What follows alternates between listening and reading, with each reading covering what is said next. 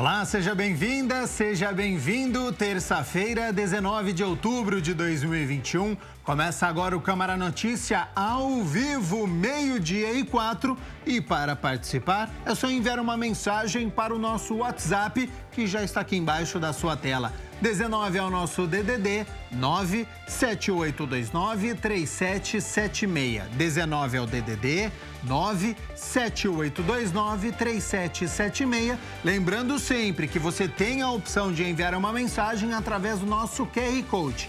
Pegue o seu celular, abre a câmera como se você fosse tirar uma foto. E você aponta aqui, ó, para este QR Code. E aí já vai aparecer na tela do seu celular o WhatsApp da TV Câmara Campinas. Você aperta e a gente conversa ao vivo nesta terça-feira. Confira agora os destaques de hoje.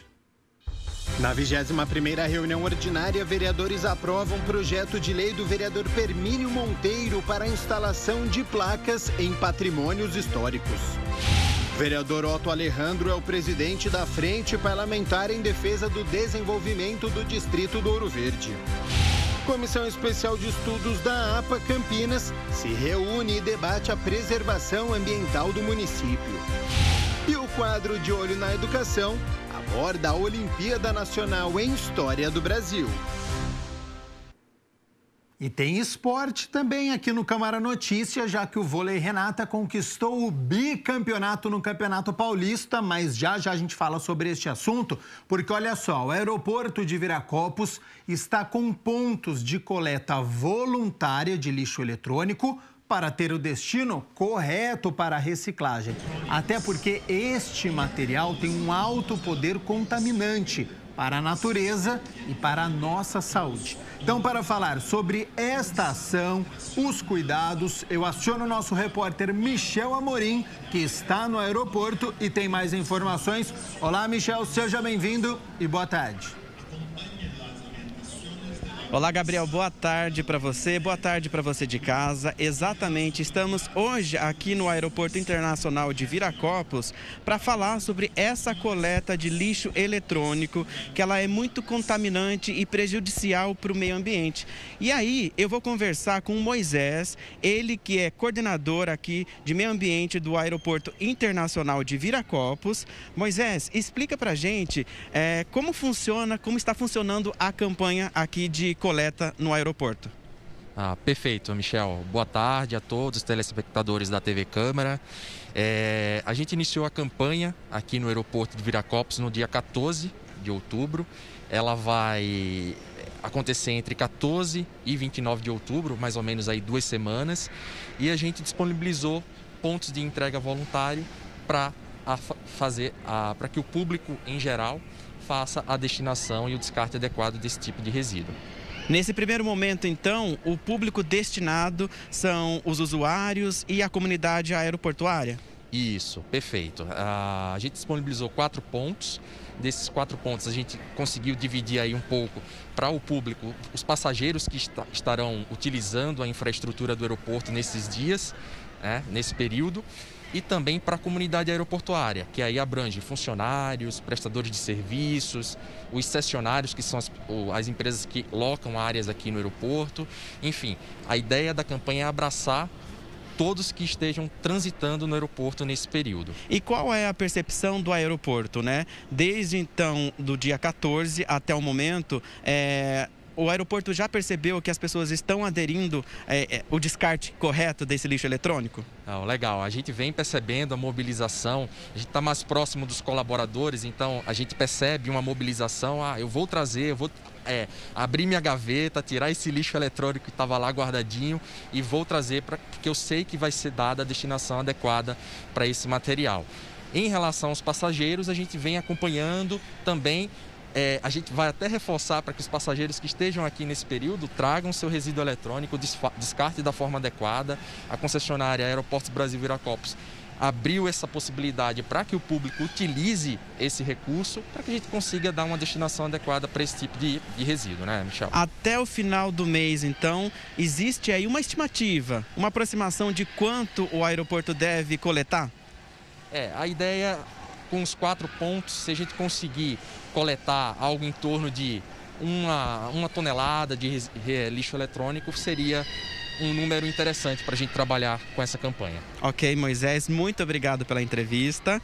E olha só, eu sigo aqui ainda porque o nosso bate-papo não acabou. Eu vou conversar agora com a Camila, ela que é engenheira ambiental da Brasil Reverso e vai explicar um pouco mais para a gente a respeito do lixo eletrônico.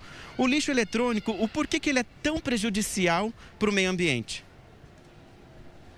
Boa tarde a toda a audiência que nos ouve.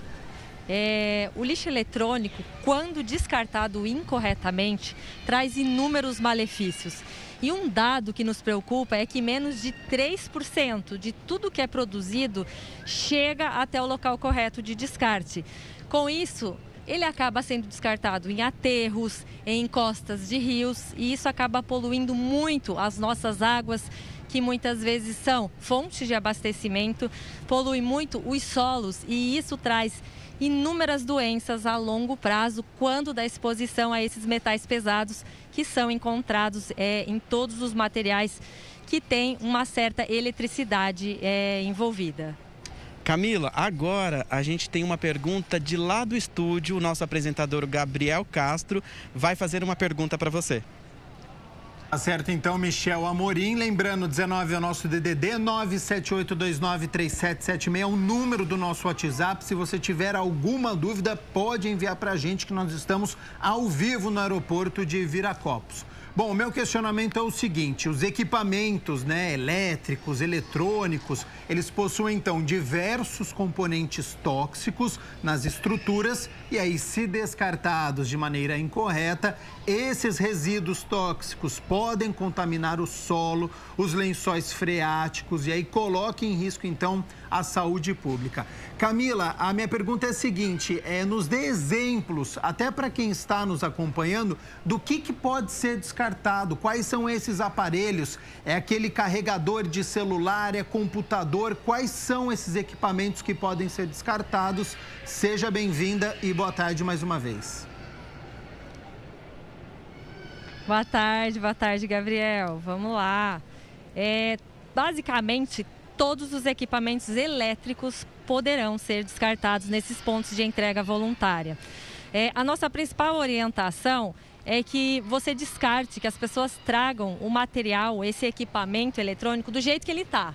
Não precisa se preocupar em tirar, em desmontar, porque quando a gente desmonta esse material, ele pode oferecer alguma periculosidade. Nós até trouxemos alguns exemplos aqui para ilustrar, principalmente a linha verde de telefone, de informática. Então, tudo que tiver eletricidade é passível de ser descartado nesses pontos de entrega voluntária.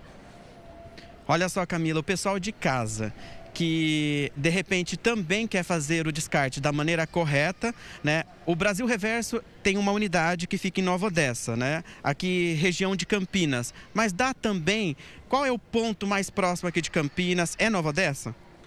Bom, nós da Brasil Reverso fizemos várias ações de utilidade pública. Nós temos uma agenda também de drive-thru.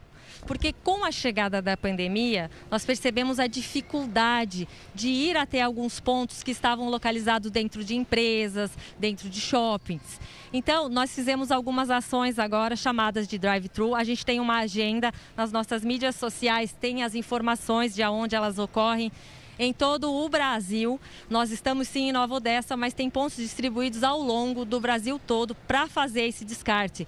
Então, qualquer pessoa pode e deve tirar esses equipamentos que estão parados nas suas casas, fazer com que ele tenha uma destinação ecologicamente mais correta. Uma coisa muito importante de ressaltar que você citou é que a pandemia também contribuiu para aumentar esse lixo eletrônico, porque muitas das vezes as pessoas ficavam em casa para fazer o home office e aí iam lá, compravam câmeras, equipamentos eletrônicos e aí aquele que estava mais velhinho, né, tinha que ser descartado e às vezes não da maneira correta. Então a pandemia, ela contribuiu para o aumento desse lixo eletrônico? Também, a gente pôde notar que tanto essa troca de local de trabalho, ela fez com que nós, consumidores, olhássemos para aquilo que a gente tinha parado e também fizesse com que a gente comprasse novos equipamentos, tornando alguns deles obsoletos. Então teve sim um aumento da massa, mas a gente também sentiu numa pesquisa realizada que tem a dificuldade do consumidor encontrar esses pontos de coleta. Então por isso nós aumentamos nossas participações em pontos públicos para que faça chegar essa massa reciclada até o local correto. Camila, quero agradecer a participação, pela entrevista e as explicações para o nosso público. Tá, joia. Obrigada a vocês. E quem quiser mais informação, acompanhe todas as nossas mídias sociais, o nosso site, que lá tem informações sobre o descarte correto. Ok, muito obrigado. E olha só mais uma informação que a Camila estava passando aqui para a gente, que 53 milhões de toneladas de lixo eletrônico são descartados todos os anos no mundo. Então é muita sujeira, é muito lixo eletrônico e que precisa ser descartado da maneira correta. Gabriel. Precisamos mudar essa situação o quanto antes. Muito obrigado, então, ao nosso repórter Michel Amorim pelas informações desta campanha importante do descarte correto do lixo eletrônico. E agradeço também a participação do Moisés Araújo Júnior, ele que é coordenador de meio ambiente do Aeroporto Internacional de Viracopos, e agora a Camila Matana, que é engenheira ambiental e responsável aí pela Brasil Reverso. Viu aí, né? Lixo eletrônico tem que fazer o descarte correto para a gente preservar a nossa natureza e também a nossa saúde. 12h16 agora, vamos fazer o seguinte, primeiro intervalo aqui no nosso Câmara Notícia e na volta tem as notícias da metrópole de Campinas. Vamos repercutir também as notícias do Legislativo, já que ontem foi dia da 21ª reunião ordinária. Então nós vamos mostrar aqui as discussões e votações dos projetos. Tem previsão do tempo para esta quarta-feira. Será que esse friozinho vai continuar? E a chuva também. Tem ainda o nosso quadro de educação, tem esporte com a conquista do vôlei Renata. Muitos assuntos, não saia daí, porque o nosso intervalo é rapidinho.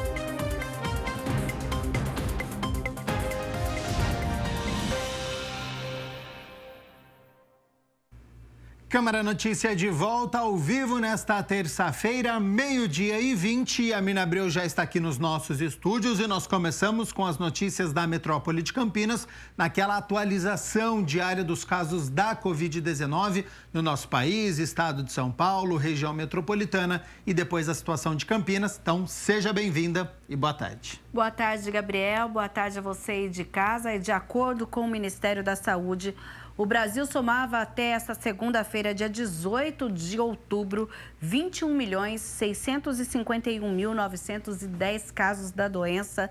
São 7.446 novos casos da Covid-19 nas últimas 24 horas. O país também soma 603.465 óbitos devido à Covid-19. São 183 nas últimas 24 horas. No estado de São Paulo, são 4.389.848 casos da doença, com 151.126 óbitos. Agora nós vamos falar da região metropolitana de Campinas. Aqui em nossa região, 387.726, somando os 21 municípios. E Campinas, até esta segunda-feira, somava 141.075 casos da Covid-19. Indaiatuba, 32.092, Sumaré, 31.393, Hortolândia, 28.955, Americana, 27.487, Santa Bárbara do Oeste, 23.839, Paulínia, 15.899, Valinhos, 15.104. Agora, outro município que também ultrapassa os 15 mil casos é Itatiba, com 15.005. Municípios com menos de 10 mil casos da doença são Vinhedo, depois aparecem Cosmópolis, Montemor, Jaguariúna, Nova Odessa, Arthur Nogueira, Santo Antônio de Posse, Engenheiro Coelho, Pedreira, Morungaba e Olambra. Agora nós vamos falar então dos óbitos na RMC.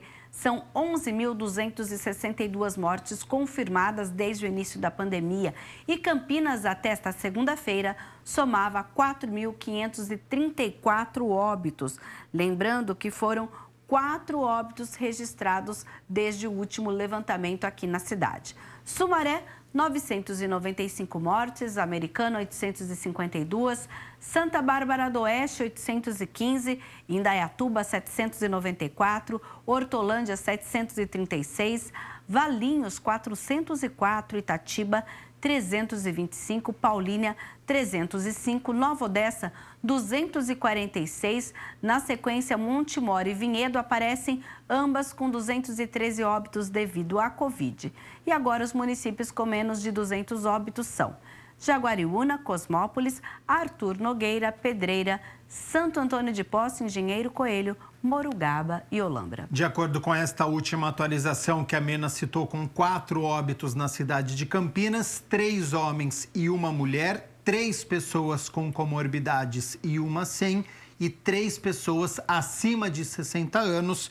E quem tem menos de 60 foi uma mulher de apenas 43 anos. Mina Abreu, taxa de ocupação de leitos de UTI na cidade de Campinas, a gente sempre faz este acompanhamento, que é ele que diz sobre a retomada, se ela deve ou não acontecer na cidade. Em Campinas, nesta segunda-feira, eram 56,55% dos leitos disponíveis na cidade ocupados. Dos 168 de UTI exclusivos para a Covid, 95 estavam ocupados e 111 pacientes internados em leitos de enfermaria Covid. No SUS municipal, que é a rede Mário Gatti, nós temos 60 leitos disponíveis e 34 estavam ocupados nesta segunda-feira. No SUS estadual, que é o hospital, o HC da Unicamp, 45 leitos, 24 estavam ocupados. E na rede particular, dos 63 leitos disponíveis, 37 estavam ocupados nesta segunda-feira. Agora a gente vai falar um pouquinho sobre a vacinação, Gabriel, porque a gente tem aí algumas definições, né? Inclusive um novo calendário, aí com essa antecipação de 8 semanas para 21 dias para o intervalo, para os maiores de 18 anos, quem foi imunizado com a vacina da Pfizer. Então, a pessoa tinha aquele prazo de 8 semanas. Agora, olha aí no seu agendamento ou a data que você deveria ser imunizado com a segunda dose. Agora, você conta 21 dias. Se na sua cidade já foi feito o agendamento, você faça o reagendamento. Caso não seja feito, você então espera chegar próximo desses 21 dias para então fazer o agendamento aí através do aplicativo que existe na sua cidade. Aqui em Campinas é o vacina.campinas.sp.gov.br. Olha, nós temos aí, de acordo com o último levantamento, ontem às 3h30 da tarde, 782 mil pessoas, né? Mais de 782 mil pessoas já tomaram 2 doses da vacina ou a vacina de dose única e 38.571 pessoas já foram aí imunizadas com a dose adicional. Na cidade toda, 1.756.712 doses já foram aplicadas. E aí a prefeitura ontem, Gabriel, abriu um novo agendamento para a primeira dose para os adolescentes que têm aí entre 12 a 17 anos e ainda a dose adicional agora também para as gestantes puérperas ou com 18 anos que têm alguma comorbidade. Então, a gente coloca aí esse novo agendamento que foi permitido. Lembrando que os adolescentes, olha, todos os adolescentes com idade entre 12 e 17 anos moradores de Campinas, incluindo gestantes e puérperas nessa faixa etária, pode também já fazer aí o agendamento.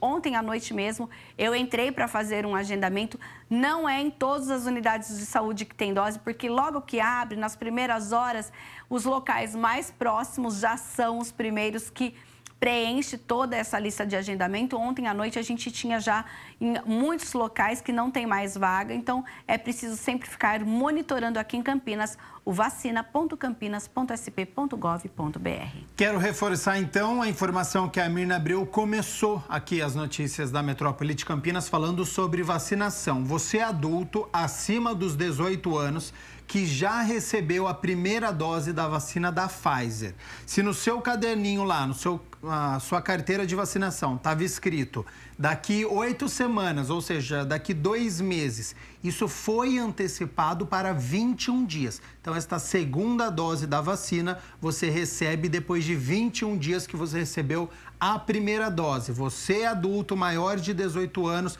que recebeu a vacina da Pfizer, fique atento então para você receber esta segunda dose com essa antecipação. De acordo com o governo do estado, são 2 milhões de pessoas que se encaixam nesse perfil, então é preciso ficar atento. Exatamente. Agora a gente vai falar um pouquinho sobre o Conselho Municipal de Trânsito. A gente tem trazido aqui alguns conselhos que passam por uma renovação e agora é a vez desse. E a nossa equipe foi até a INDEC para explicar como funciona o Conselho Municipal de Trânsito e Transporte da cidade e como será a seleção no processo seletivo que envolve a sociedade civil para o próximo biênio. Confira na reportagem. Está aberto o processo eleitoral para a escolha de novos membros da sociedade civil para o CMTT, o Conselho Municipal de Trânsito e Transporte de Campinas, que vai atuar no próximo biênio de 2022 a 2023. Quem vive o dia a dia é a população que está lá na frente da rua, que está na frente do ponto de ônibus, que está utilizando o Terminal Central ou o Terminal Vida Nova. Então, eles têm uma visão diferenciada, estão vivenciando o problema no dia a dia. Então, é a oportunidade. O processo, pela primeira vez, será em formato totalmente virtual por conta da pandemia do coronavírus. Você vai preencher o seu nome, RG, CPF, sua data de nascimento e também a sua região, né? A possibilidade de se candidatar a ser um conselheiro aqui da cidade de Campinas, ela vai ser do dia 13/10 ao dia 7 de novembro. Então, nesse período, as pessoas podem se inscrever. Serão eleitos 2 membros titulares e 2 suplentes, representando cada uma das 5 regiões do município: Norte, Sul, Leste, Noroeste e Sudoeste. Os interessados devem se candidatar como representantes apenas na região do município onde residem. Através do Conselho Municipal, nós temos ali, eu vou dar um exemplo para você, assuntos como redução da passagem com relação ao estudante de cursinho popular. É uma coisa que nós estamos estudando. Então, foi lá no conselho, foi um conselheiro que propôs essa questão, um conselheiro chamado Cássio, e ele propôs essa questão da redução. Então, nós estamos analisando. Então, é a oportunidade das pessoas que não têm tanto o seu dia a dia livre, de participar das reuniões que são mensais e se manifestar. Todas as informações estão disponíveis no endereço www.indec.com.br/CMTT. Participe, é muito importante que você, morador dessas regiões, entre no conselho, tente se eleger para que a gente possa melhorar a sua região e também receber as demandas aí da região de forma mais ágil, de forma mais eficiente. Então, é importante que as pessoas participem. Abreu, falando sobre trânsito ainda, né? Tem bloqueio em vias importantes da cidade hoje e também amanhã. O bloqueio começou hoje às 8 horas da manhã e vai até às 4 horas da tarde, ali no cruzamento das vias Padre José Gaspar e Antônio Duarte da Fonseca, na Vila Formosa. Isso é por conta de uma obra da Sanasa, que está fazendo uma implantação de rede de água naquela região. Então, após as 4 horas da tarde, a via é liberada e amanhã, às 8 horas da manhã, ocorre o fechamento novamente. Nesse período, então, entre 8 horas da manhã e 4 da tarde, os motoristas deverão utilizar as ruas Antônio Guilherme da Costa e João Brasil, retornando ao trecho liberado na rua Padre José Gaspar. Também há um desvio da linha de ônibus a 349, que é a Vila Formosa, que circula ali naquele trecho.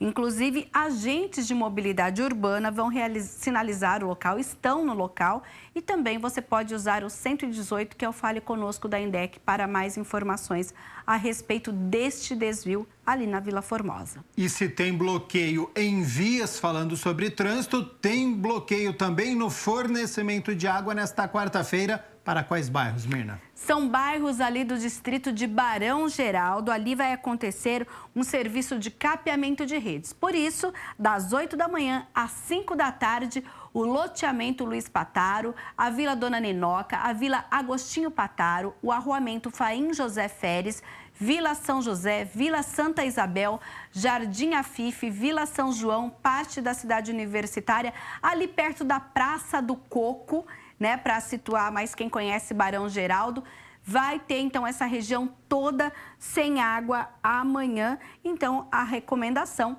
é para que hoje faça a reserva de água, lembrando que uma caixa d'água de até 500 litros, ela abastece uma família de até 4 pessoas por 24 horas. Então, moradores destes bairros fazem já hoje esta reserva de água para que não falte amanhã na quarta-feira. Mirna Abreu, muito obrigado pelas notícias da Metrópole de Campinas. Já quero aproveitar a sua presença aqui nos nossos estúdios para nós falarmos sobre as notícias do Legislativo, do que acontece aqui na Câmara de Campinas, já que ontem foi dia da 21ª reunião ordinária, com muitas discussões e votações, e a gente começa falando sobre uma moção que foi protocolada por muitos vereadores contra uma fala ofensiva de um deputado.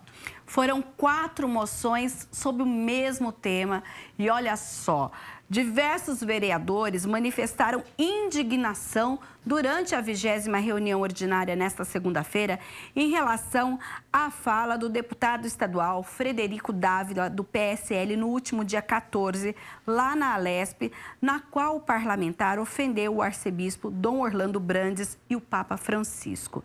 Dávila chamou os líderes religiosos de vagabundos, safados e pedófilos, além de ter dito que a CNBB, a Conferência Nacional dos Bispos do Brasil, é um câncer. O vereador Gustavo Peta teve a moção aprovada em apoio ao arcebispo de Aparecida, Dom Orlando Brandes, contra os ataques desferidos pelo deputado estadual. Agora pela tarde, o presidente da Assembleia abriu a sessão na Assembleia em São Paulo, pedindo desculpa em nome da instituição. Eu, sinceramente, acho muito pouco pedido de desculpa. É preciso, sim, abrir um processo para investigar o ataque promovido por esse deputado. Então, eu queria que a gente refletisse sobre a Câmara de Campinas ter uma moção unificada, unânime, tanto de apoio ao arcebispo, como de repúdio ao deputado Francisco Dávila.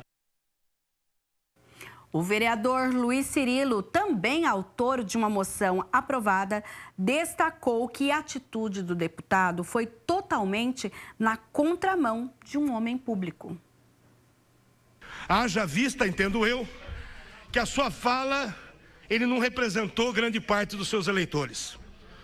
Falo isso como católico fiel, tenho como pastor Dom Inácio, que é bispo de Campinas e arcebispo da cidade de Campinas. E a CNBB, de forma total, repudiou, inclusive li e acompanhei a carta aberta da Conferência Nacional dos Bispos do Brasil, repudiando toda a fala do deputado.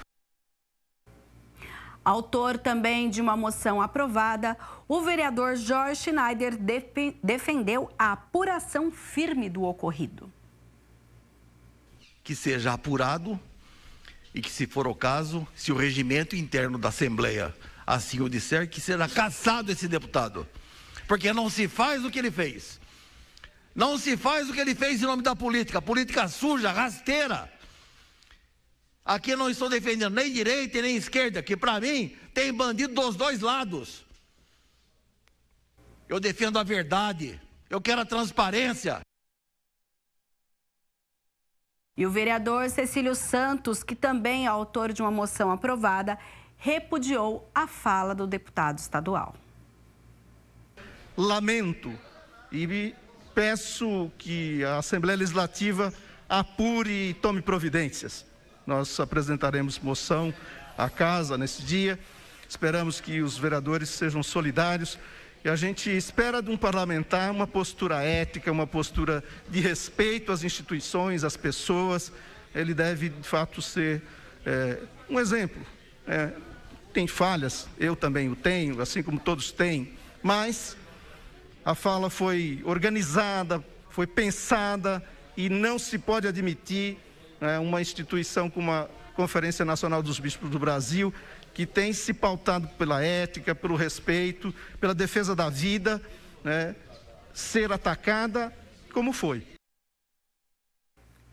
Outros parlamentares também usaram a tribuna em apoio às moções dos colegas.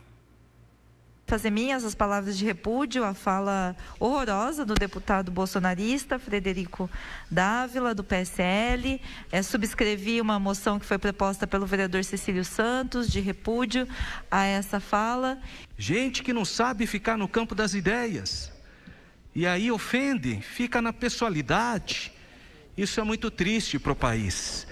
E realmente eu espero que haja uma reação contundente para que episódios tristes dessa natureza não venham mais a ocorrer. Então eu sou solidário, apoio as emendas dos vereadores, aliás, as moções dos vereadores Schneider, Peta, Dr. Cirilo, Cecílio Santos e outros que apresentam nessa casa a posição que deve ser a posição dessa Casa de Leis, né? Aproveitando aqui o alerta do meu colega parlamentar Bispo Fernando Mendes, eu recomendarei ao futuro diretório estadual do Partido União Brasil, se assim for homologado, que faça a expulsão desse deputado do partido que hoje é do PSL, e com a união do PSL e Democratas formaremos União Brasil. Será recomendado ao diretório para que faça a expulsão desse deputado. Eu acho que não se devemos misturar política e religião, e quando se dá exagero de lado não é bom. Dizer que o respeito de todos os lados é importante. Acho que ele foi muito infeliz e realmente tem que ser corrigido, sim, e que justiça seja feita. As 4 moções foram aprovadas por todos os presentes, à exceção dos vereadores Major Jaime e Nelson Ossiri, que votaram contrário a elas.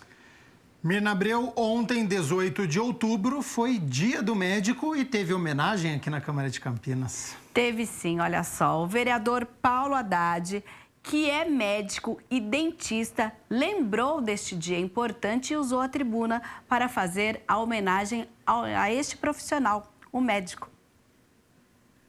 Mas esse profissional muitas vezes abre mão de tudo para se dedicar à vida dos outros. Muitas vezes esse profissional, ele abre mão do próprio convívio familiar do dia a dia para conviver com outras pessoas de outras famílias. Se dedica muitas vezes a salvar vidas, quando a própria vida, dele, ele tem aí um excesso de trabalho que muitas vezes penaliza até a própria saúde. Mas isso não é o mais importante. O importante é que nós saibamos reconhecer esse profissional, a importância desse profissional no dia a dia da nossa população. E, Gabriel, também os vereadores Cecílio Santos, Eduardo Magoga, Major Jaime registraram as suas homenagens. Mirna Abreu, hora de nós falarmos sobre as votações dos projetos desta 21ª reunião ordinária. Os vereadores aprovaram nesta segunda-feira o projeto de lei do vereador Carmo Luiz, que obriga a colocação de câmeras de monitoramento nas estações do BRT. Com o objetivo de proporcionar mais segurança aos usuários, a proposta determina que as gravações sejam contínuas, armazenadas por 3 meses e disponibilizadas às autoridades policiais quando solicitado. Também foi aprovado em primeira análise o projeto do vereador Permínio Monteiro, que determina que sejam colocadas placas que contenham o número do decreto do tombamento, síntese histórica do local e, se possível, fotografia de época em imóveis tombados como patrimônio histórico em Campinas. A cidade é muito rica nessa questão de casarões antigos, né? Locais que podem ser visitados de forma turística, e Campinas é muito rica, né, nessa questão. É uma cidade bem antiga e a gente tem que valorizar isso. Esse projeto de lei visa a colocar a placa para identificar, se possível, até como foi feita a construção, o ano, a história daquele local, mostrando para as pessoas que querem aí conhecer, né, os locais antigos da nossa cidade, e também falar em termos turísticos, ter o conhecimento de forma que tenha esse passeio na cidade, mostrando todos esses casarões antigos, estas construções que são tombadas pelo patrimônio histórico de Campinas. O projeto vai passar por um segundo turno de votação e, se for aprovado, deverá ser encaminhado ao prefeito para ser sancionado, ou seja, virar lei aqui em Campinas. E um outro projeto que estava na pauta, de autoria do vereador Luiz Rossini, que acrescenta e determina que 30% das vagas oferecidas em estágios na administração pública sejam preenchidas para as pessoas negras. Esse foi retirado de pauta e a gente aguarda, então, o momento em que ele volta à pauta de votações aqui. O próprio vereador Luiz Rossini pediu essa retirada para melhor análise ou ajuste à matéria. O resultado completo está no site www.campinas.sp.leg.br. Agora, Mirna Abreu, a Câmara de Campinas criou uma frente parlamentar para o desenvolvimento do distrito do Ouro Verde. Isso mesmo, o vereador Otto Alejandro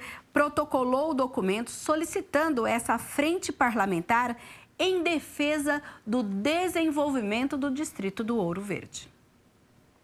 Ela traz para próximo a população, os comerciantes, para poder debater as principais causas que estão faltando no distrito, né? Como segurança, saúde, infraestrutura e diversas outras coisas. Além de Otto, assinaram o documento os vereadores Carlinhos Camelô, Cecílio Santos, Débora Palermo, Eduardo Magoga, Guida Calisto, Gustavo Peta, Igor Diego, Juscelino da Barbarense, Major Jaime, Marcelo da Farmácia, Marrom Cunha, Paulo Haddad e Professor Alberto. Todos assinaram porque o Distrito Ouro Verde ele deu uma parada de uns anos para cá. Então todos os outros vereadores quiseram também, porque está vendo essa necessidade da população. Então vamos trazer para cá os comerciantes, os moradores e levar até o Executivo todas essas melhorias que faltam ainda no Distrito Ouro Verde. A Frente Parlamentar é um instrumento criado recentemente na Câmara de Campinas que, ao contrário das demais comissões do Poder Legislativo, é formada por vereadores e também por representantes da sociedade civil. Mirna Abreu, ontem à tarde, na segunda-feira, teve reunião da Comissão Especial de Estudos que analisa aí a APA Campinas. Ela realizou a terceira reunião sob a presidência da vereadora Débora Palermo, em que participaram as vereadoras Guida Calisto e Mariana Conte. E também que é presidente do grupo, a Débora Palermo, que fez um balanço de toda a discussão e contou ainda como temas como falta d'água, direito ambiental e o descarte correto do lixo. Eu achei a reunião extremamente produtiva, informações ricas, né, com muito conteúdo. E a importância de tudo isso, né, da gente discutir sobre a preservação ambiental, a crise hídrica, destino de lixo, educação ambiental, que também é tão importante para que a gente Eu acredito muito nisso, para mudar toda essa realidade da falta de conscientização quanto ao cuidado com o meio ambiente, ela só vai mudar quando a gente investir na educação, né, das nossas crianças, pautar isso diariamente nas escolas, né, para que cuidar do meio ambiente é garantir qualidade de vida, né, para nós mesmos. Então é importante essa discussão e tudo que foi falado aqui hoje, e principalmente discutir essa legislação, né, e o cumprimento dela, principalmente para se ter um meio ambiente preservado, cuidado, e que a gente consiga, com essa comissão, avançar nessas políticas públicas. A vereadora reafirmou a importância de políticas públicas ambientais em Campinas. Campinas precisa avançar, né? A gente tem avançado em algumas políticas nessa área, mas ainda precisamos avançar muito, muito mais. No final, a comissão vai apresentar um relatório com todas as sugestões, como que vai ser? Sim, o vereador Paulo Gaspar é relator dessa comissão, e todos esses apontamentos que nós estamos fazendo em cada uma das reuniões estão sendo registrados, e nós vamos entregar ao prefeito num relatório da Comissão de Estudos da APA, fazendo os apontamentos e as considerações que hoje e outras reuniões nós fizemos aqui. E a íntegra da terceira reunião da Comissão Especial de Estudos da APA, Área de Proteção Ambiental aqui de Campinas, você confere no youtube.com/TV Câmara Campinas. Sobre as reuniões de comissões, hoje à tarde tem reunião com transmissão ao vivo da TV Câmara Campinas e amanhã também. Isso, hoje a partir das 2h30 da tarde tem a reunião da Comissão Especial de Estudos com a finalidade de analisar e discutir sobre a implantação de escola cívico-militar no município de Campinas.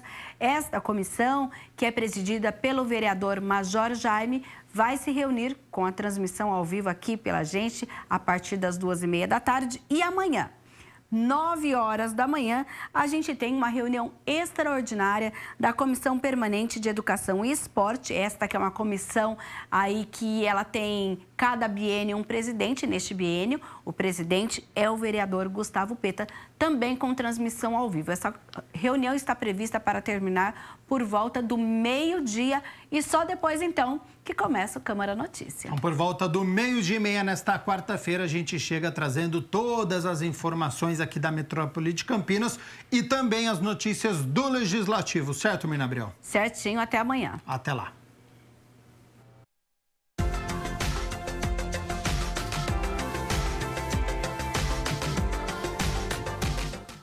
Terça-feira de tempo fechado em Campinas, o vento deixa uma sensação de frio, né? Neste momento, 19 graus e tem previsão de chuva para a tarde.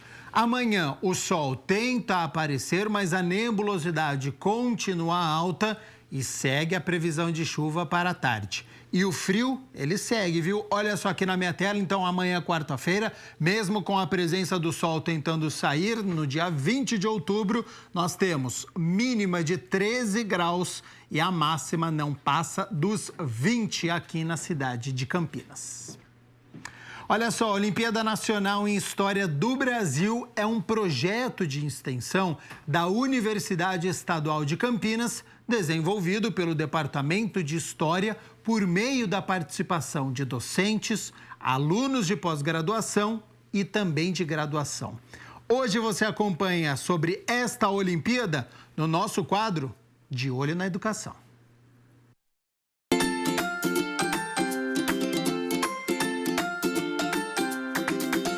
Bom, é o quadro De Olho na Educação e olha só, hoje a gente vai falar sobre o projeto Maína. Você conhece? Já ouviu falar?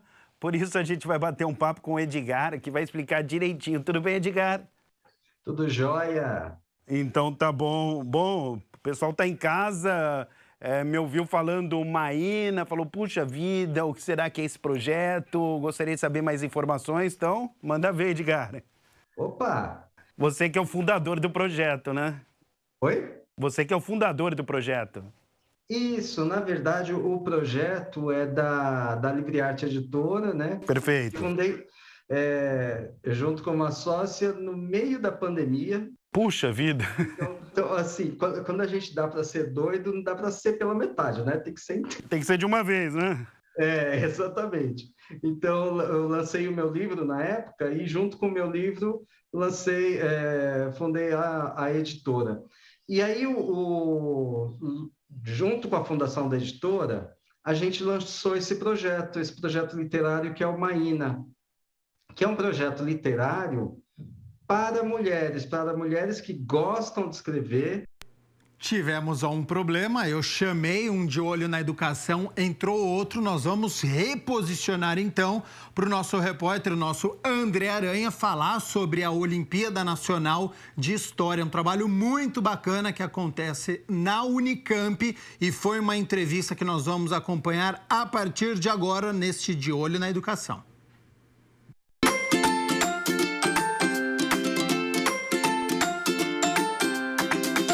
Bom, é o quadro De Olho na Educação e olha só, hoje um papo bem bacana. Eu estou aqui com a Cristina, porque a gente vai falar sobre Olimpíadas em História no Brasil.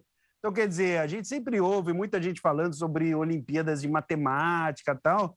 Hoje a gente vai falar sobre Olimpíada de História. Tudo bem, Cristina? Prazer em tê-la conosco aqui com a gente. Tudo bem, uma alegria estar aqui também. Então tá bom. A primeira coisa para o pessoal de casa entender direitinho é como funciona essa Olimpíada. Explica para a gente, por favor, Cristina. Então, a gente criou já há 14 anos a Olimpíada Nacional em História do Brasil, que é para alunos de 8º e 9º anos e ensino médio, que formam equipes junto com seus professores. É uma Olimpíada online, a primeira edição foi em 2009. E nessa Olimpíada Online, eles vão resolvendo questões de história, resolvendo tarefas e desafios em várias fases. Cada fase dura uma semana, e aí eles têm tempo, inclusive, para estudar e aprender assuntos que talvez eles não conheçam.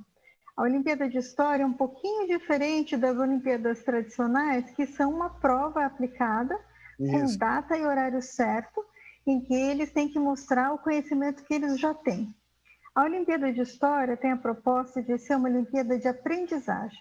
Então, se existe algum assunto, algum tema que aqueles estudantes na escola pública ou particular ainda não estudaram, ainda não abordaram, eles têm tempo para estudar, para ler, para consultar os livros, a internet, nos sites que a gente indica, consultar o professor e assim chegar ao resultado. Então, ela é uma Olimpíada mais lenta, mas que eles vão adquirindo esses conhecimentos muito sólidos ao longo dela. E ela aborda todos os aspectos da história do Brasil, desde o Brasil colônia até o Brasil contemporâneo. Essa é a Olimpíada que a gente está fazendo já, como eu disse, há 14 anos, né? Já tem assim os seus participantes assíduos, né? Nós temos, inclusive, pessoas que fizeram a Olimpíada quando eram estudantes, depois... Só que tem cadeira cativa já, né, Cristina? É. Ô, Cristina, voltam como professores orientadores, então ela tem essa característica no tempo, assim. Que bacana. E esse ano um novo projeto, né? Vai ser diferente um pouquinho? Esse ano um novo projeto, além da nossa Olimpíada tradicional, a gente está lançando um projeto muito bacana, que é essa experiência da Olimpíada de História, só que não para quem está no colégio, mas para qualquer pessoa que queira participar. Por que a gente inventou esse projeto? No ano passado, quando começou essa trágica pandemia, nós fizemos uma mini Olimpíada, uma Olimpíada Pocket, né? E da qual podiam participar quaisquer interessados. E aí a gente se surpreendeu, porque em alguns dias a gente tinha mais de 30 mil inscritos. Olha só, nossa! É. E aí tinha pessoas uma assim... Uma surpresa bem positiva, né, Cristina? Muito positiva. Tinha inscritos com 11 anos de idade, tinha inscritos com 80 anos de idade. Caraca! E isso revelou para a gente que, embora a história seja uma disciplina escolar, ela continua sendo... As pessoas gostam de história, elas gostam dos temas de história, elas querem se aprofundar, elas querem conhecer de uma forma diferente do que quando elas estudaram no colégio. Então, nós percebemos essa potencialidade. Por isso, esse projeto novo, que chama Olimpíada Nacional em História do Brasil, a O que é a letra A? Aberta para todos. Qualquer um pode se inscrever e participar. Eu sou suspeito para falar, viu, Cristina? Porque no colégio a minha matéria preferida não é porque eu estou entrevistando você agora, logicamente, né? Mas sempre foi história. Eu particularmente adoro, e português também, mas história eu sou apaixonado. Então, estou achando muito bacana a gente conversar aqui. É uma disciplina muito legal, inclusive extremamente importante para a educação no Brasil, né, Cristina? Eu acho que também é mais ou menos por aí a finalidade da Olimpíada, né? Sim, ela é uma disciplina que ela vai além do conteúdo escolar, porque ela explica as nossas relações, ela explica as nossas situações, ela faz parte da vida das pessoas. E mesmo quem não é como você, André, assim, que gosta, né, da disciplina, até quem não gosta de história se surpreende quando faz esse nosso projeto. Por quê? Ele é baseado no trabalho do historiador. Então, o que a pessoa vai fazer? Ela vai trabalhar como se ela fosse um historiador. A gente vai fornecer documentos, mapas, cartas, fotografias, obras de arte, para as pessoas irem analisando e chegando aos resultados a partir da análise dos documentos históricos. Por quê? O historiador ele atinge o passado pelos documentos históricos, e assim é como se fosse uma iniciativa, né? uma possibilidade de trabalhar como historiador. E aí pode participar como quiser, pode participar se inscrevendo individualmente, pode fazer todo mundo em casa, por exemplo, faz uma equipe, um time, que é a família, pode fazer com amigos. Equipe treineira. A gente viu... porque escola como treineira online, também, né, Cristina? Pode? Como é? Escola treineira, equipe treineira. Pode também. As escolas treineiras foi uma ideia assim, tem escola que nunca participou da Olimpíada de História, quer ver como é, quer ter um gostinho, pode participar. Se for escola pública, inclusive, não tem nem... A inscrição é gratuita. Legal. Né? Ela tem um valor simbólico que é para qualquer um que queira participar, é R$5 por pessoa, que é para manter a nossa plataforma funcionando. Mas pode ser escola, pode ser equipe de escola, pode ser amigos, tem muito ex-olímpico também. Tem gente que fez Olimpíada na escola e agora está na faculdade, ou até já se formou. Quando a gente fez aquele teste ano passado, veio muito ex-olímpico, dizendo, ai, que saudade dessa prova. Então, agora tem como matar saudades também. A gente até fez uma postagem na internet chamando Chega de Saudades, né? Pode fazer a Olimpíada de História de novo. Bora matar saudades. É o seguinte, Cristina, mas a tradicional, aquela que envolve alunos, estudantes, ela será mantida ou não? Será mantida. Tá. A gente está, na verdade, arriscando aqui, né, dando um salto, né, para criar esses dois projetos. A tradicional continua acontecendo, inclusive a desse ano em que estamos, a premiação foi agora, no domingo passado, a gente distribuiu 90 medalhas entre bronze, prata e ouro para diferentes estados do país, porque ela tem uma participação massiva. Nesses anos todos, a gente já teve mais de 500 mil participantes na de história a tradicional. 500 mil? Somando os anos, né? A gente tem uma média, assim, 60, 70 assim, mil né? participantes por ano. Quantos anos que são ao todo? Essa desse ano em que estamos foi a 13ª. A gente já está preparando a 14ª para 2022. Nossa, então a média de participantes é excelente, né? É excelente. É excelente e de fato cria, né, esse hábito, né? Muitos que já participaram com uma ou duas equipes, né, os professores orientadores, eles voltam com várias equipes participantes.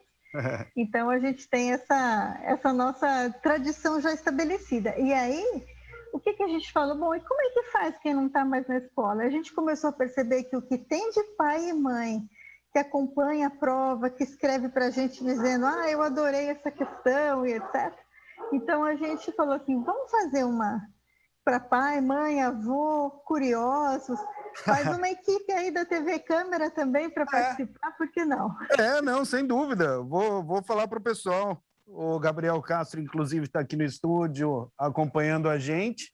Também, de repente, pode ser uma boa oportunidade para a gente montar um time, né? Monta um time, coloca time TV câmera, vamos ver como é que vocês vão. Ô, Cristina, conta uma coisa para mim. O pessoal que está em casa talvez esteja perguntando como faz, de repente, para se preparar? Tem alguma dica para a Olimpíada? Enfim, porque você falou que é desde pré-adolescente até, né, o pessoal de 80, 85 anos. Então, tem alguma dica aí, Cristina, para o pessoal que está em casa acompanhando o quadro De Olho na Educação? Olha, no nosso site da Olimpíada, que é o www.olimpiadadehistoria.com.br, tem todas as Olimpíadas que aconteceram nos anos anteriores. Muita gente se prepara dando uma olhada nas provas que já aconteceram. Lá também, no nosso canal YouTube, a gente tem muitas aulas e muitos cursos para professores também. O nosso projeto ele é muito amplo. Esse ano, por exemplo, nós preparamos para os Olímpicos, e agora está aberto para qualquer interessado, 10 aulas sobre a independência do Brasil, que é um tema que foi importante esse ano, será mais importante ainda no ano que vem, né, com o bicentenário da independência. Então, tem 10 pequenas aulas, de 20 minutos cada, com 10 diferentes historiadores falando sobre a independência do Brasil. Então, os olímpicos geralmente se preparam assim, assistem às aulas que a gente tem gravadas, né? Vêm as provas dos outros anos, mas não precisa fazer altas preparações, não, porque, como eu disse, começou a prova, como ela é online, a gente, inclusive, até dá umas dicas assim, olha, lê esse artigo, né? Entre nesse site que é muito bom, etc., para as pessoas aprenderem história. A gente não está muito interessado em medir assim, quanto você sabe decorado. Todo mundo tem trauma de decorar a história, né, André? Eu tinha que decorar data, eu odeio. Eu sou historiadora, eu odeio decorar data também. Isso não é história. História é entender o processo, né? É verdade. Bom, vamos lá, Cristina. Vamos falar sobre as inscrições, então. Como que o pessoal faz? Até que dia vai? Como é que é? Olha, as inscrições vão até o dia 24 de setembro. Aí ela acontece logo em seguida, né, no mês de outubro, por 4 semanas. Essa é a versão pequenininha, tem menos perguntas e tal, e ela é mais curtinha também. O nosso site é o que dá o lugar para a inscrição, né? É só entrar no site que eu mencionei, o www.olimpiadadehistoria.com.br. Olimpiadadehistoria.com.br, mas na verdade, como você disse para mim, é Olimpíada em História, né? Em História do Brasil. Em História. Que legal. E aí é só entrar e escolher se vai ser individual, se vai ser com um grupo de amigos, qual que vai ser o tamanho da equipe, se vai ser na escola, com os colegas da escola. Aí é só escolher a modalidade e se preparar, porque a gente já está com a prova pronta, a prova está linda, cheia de surpresas, cheia de coisas que as pessoas vão olhar e falar assim, não imaginei que existisse isso na história do Brasil, vai ser bem legal. Que bacana, sensacional. Obrigado pela entrevista, Cristine, parabéns. Eu que agradeço, eu agradeço a oportunidade, muito obrigada. Tá bom, até a próxima. Depois a gente marca um outro bate-papo aqui para você falar como foi a Olimpíada. Eu estou esperando vocês na prova, viu? Não, tá, a gente vai se inscrever. Ó. Eu, Rafael Vilas Boas, a Letícia Bugrina, que está aqui também, a Rebeca, o Gabriel Castro, que está aqui no estúdio, o Mingão, olha lá o Mingão fazendo sinal de positivo. Tá todo mundo feliz da vida e todo mundo vai participar, tá bom, Cristina? Muito obrigada. Bom, é isso aí, pessoal. Até a próxima oportunidade, sempre aqui no quadro De Olho na Educação. Tchau.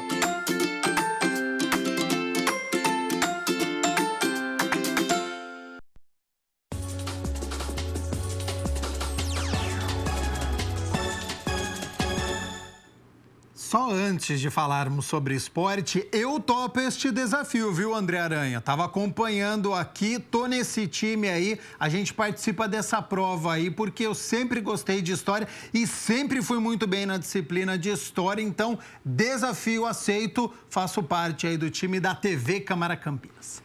Agora sim, hein? Que festa ontem no ginásio do Taquaral.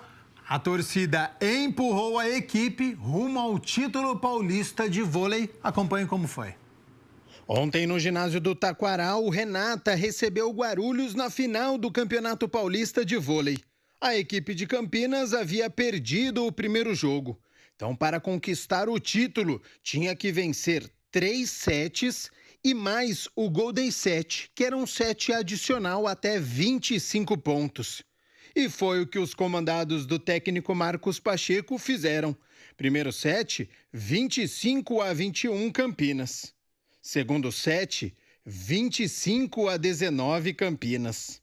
No terceiro set, após este rally, Lucão explorou muito bem o bloqueio e com 25-19, o Vôlei Renata fez 3-0.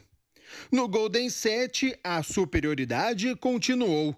E a partida foi fechada em 25-17, nesta largadinha de Lucão.